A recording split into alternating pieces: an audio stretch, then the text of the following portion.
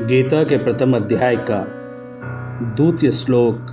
संजय उवाच दृष्ट्वा तु पांडवा अनिकं व्यूढं दुर्योधनस्तदा आचार्यम् उपसंगमय राजा वचनम अवर्विता। संजय ने कहा, हे राजन, पांडु पुत्रों द्वारा सेना की व्यूह रचना देखकर राजा दुर्योधन अपने गुरु के पास गया और उसने ये शब्द कहे।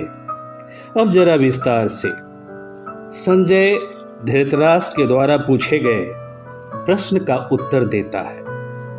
संजय एक पारखी तथा निडर उद्घोषक है।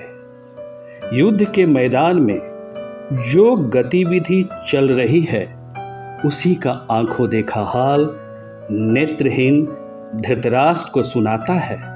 न कम न अधिक, बस उतना ही। वह धृतराष्ट्र को अवगत कराता है कि उनका पुत्र राजा दुर्योधन पांडवों की सेना को भांपने के बाद अपने सेनापति द्रोणाचार्य से मिलने पहुंचा है।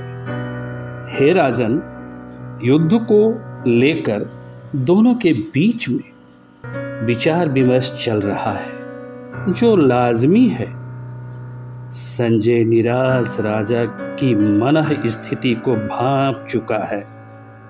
धृतराष्ट्र इस बात से डरा हुआ है कि कहीं उसका बेटा राजा दुर्योधन धर्म क्षेत्र में युद्ध आरंभ होने से पहले धर्म के प्रभाव में आकर पांडु पुत्र से समझौता न कर ले। यदि ऐसा हुआ तो अनुचित होगा। युद्ध होने से पहले ही अपने बेटे को राजा शब्द से संबोधित करता है।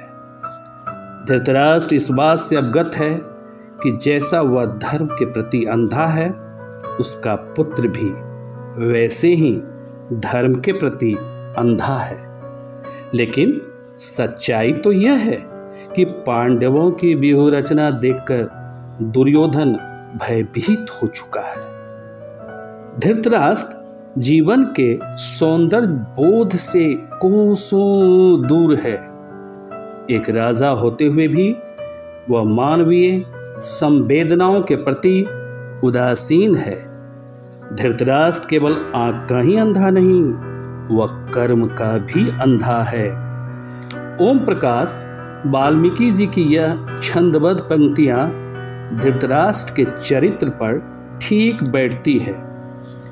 ऐसी जिंदगी किस काम की, ऐसी जिंदगी किस काम की, जो घृणा पर टिकी हो, कायरपन की हद तक पत्थर बरसाए कमजोर पड़ोसी के छत पर।